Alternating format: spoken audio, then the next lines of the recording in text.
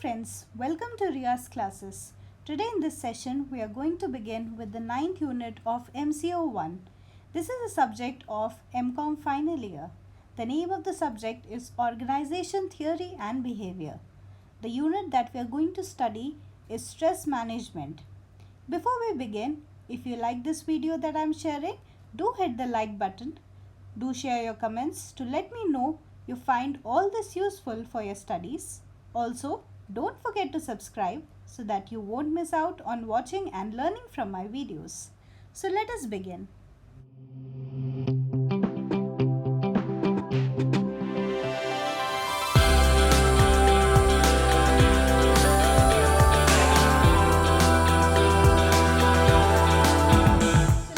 The topics that are to be covered in this chapter.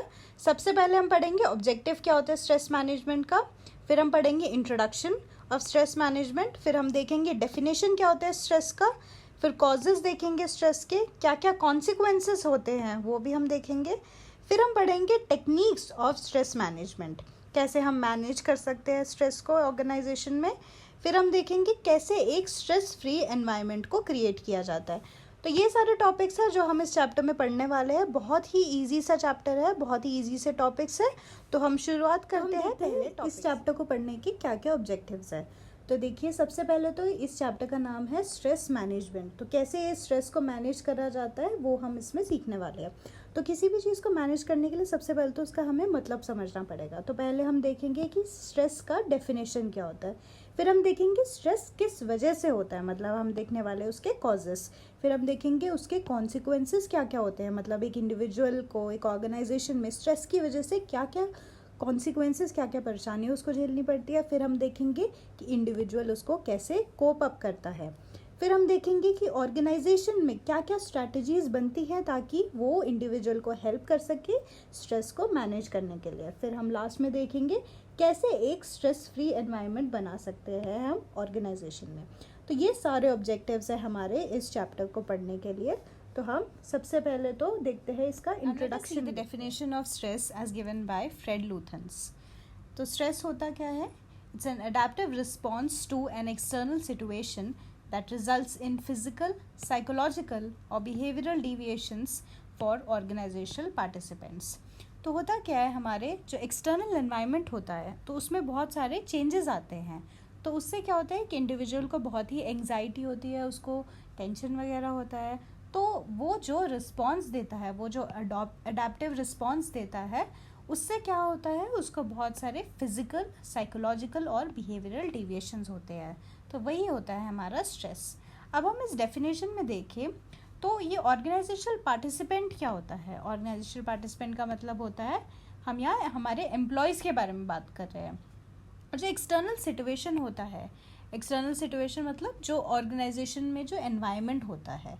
तो इस definition को अगर हम सिंपल वर्ड्स में समझें तो ये होता है कि जो हमारे एम्प्लॉयज़ हैं उनको जैसे ऑर्गेनाइजेशनल एनवायरनमेंट में उनको बहुत सारे टारगेट्स होते हैं, उनको बहुत सारे डेडलाइंस बहुत अचीव करना होता है, तो उनको बहुत सारी एंग्जाइटी होती है. तो उस एंग्जाइटी को डील करने के लिए वो जो रिस्पॉन्स देते हैं तो उनसे उनके बिहेवियर और फिज़िकल, साइकोलॉजिकल ये सब में बहुत सारे डिविएशंस आते हैं. तो वही होता है हमारा. अब हम नेक्स्ट डेफिनेशन के बारे में देखते हैं. नेक्स्ट डेफिनेशन ये भी कुछ पहले की तरह ही है. तो इसमें हम देखते हैं स्ट्रेस क्या होता है. स्ट्रेस ये एक डायनामिक कंडीशन होता है. It's a dynamic condition in which an individual is confronted with an opportunity, constraint or demand related to what he or she desires and for which the outcome is perceived to be both uncertain as well as important. अब हम देखते हैं ये एक example के through समझते हैं. जैसे एक ऑर्गेनाइजेशन में एक एम्प्लॉय को बहुत सारे टास्क दिए जाते हैं, तो उसको जब वो टास्क देते हैं तो वो एक उसको बहुत सारे डेडलाइंस भी दिए जाते हैं. तो उससे क्या होता है, उसका एंग्जाइटी लेवल बढ़ता है, वो स्ट्रेस में आ जाता है. अब वो क्या करता है, उसको या तो वो एक सिचुएशन को एक अपॉर्चुनिटी की तरह देख सकता है या फिर वो एक कंस्ट्रेंट की तरह देख सकता है. वो जैसे भी देखेगा उसका एंड रिज़ल्ट क्या होगा, उसका जो आउटकम क्या होगा वो बहुत ही अनसर्टन है एज वेल एज वो बहुत ही इम्पॉर्टेंट है. वो इम्पॉर्टेंट क्यों है? अगर उसने अपॉर्चुनिटी की तरह उसको देखा और उसके लिए उसने काम किया तो वो उसको प्रमोशन भी मिल सकता है. तो तो इन बोथ डेफिनेशंस में हमने जो 2 डेफिनेशन पढ़े उसमें हमने क्या सीखा है? हमने उसमें सीखा है कि जो स्ट्रेस होता है वो क्या होता है, वो एक इंडिविजुअल का रिस्पॉन्स होता है to any stimuli in the external environment. तो अगर आपने, तो हमारा जो आउटकम होता है, आउटकम हमें पता है बहुत ही अनसर्टन होता है, वो कुछ भी हो सकता है, या तो आप उसको अचीव कर लोगे या तो नहीं अचीव कर लोगे, पर आपको ये पता है वो बहुत ही इम्पॉर्टेंट है आपका आउटकम। तो if you work hard for it तो आप उसको कर पाओगे। अच्छा, अब हम सिंपल वर्ड्स में देखते हैं कि स्ट्रेस होता क्या है। स्ट्रेस क्या होता है? वो एक स्टेट ऑफ डिस्कम्फर्ट होता है, और ये अपेरेंट कब होता है? जब एक इंडिविजुअल एक्सपीरियंस करता है बायोलॉजिकल डिसऑर्डर।